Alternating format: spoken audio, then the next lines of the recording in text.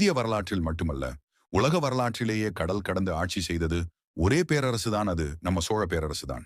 சோழர்கள் சாதாரண அரசர்கள் இல்லை. அவர்கள் ஆட்சியாளர்கள், நிர்வாகிகள், கடற்படை வீரர்கள், கட்டிடக் கலைஞர்கள், கலை ஆதரவாளர்கள் என அனைத்தையும் ஒரே நேரத்தில் செய்த மாபெரும் வம்சம். கிபி 985 முதல் 114 வரை சோழர்களின் வரலாற்றில் ராஜராஜ சோழன் என்ற பெயர் தங்க எழுத்துகளில் பொறிக்கப்பட்டுள்ளது. அவர் காலத்தில் சோழ பேரரசு இலங்கை, மாலத்தீவு, தென்னிந்தியா முழுவதும் பறந்து விரிந்திருந்தது.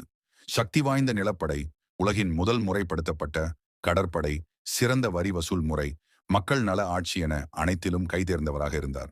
ராஜராஜ சோழன் கட்டிய தஞ்சை பெரிய கோவில் 216 அடி உயரம், 1000 ஆண்டுகள் பழமை, சிமெண்ட், செங்கல் என எதுவும் இல்லை.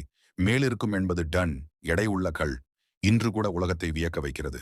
இது சோழர்களின் கட்டிடக்கலையின் அறிவின் உச்சம். இது மாதிரி இன்னும் நிறைய ஃபேக்ட்ஸ் தெரிஞ்சுக்கணும்னா நம்ம சேனலா ஃபாலோ பண்ணுங்க நண்பா.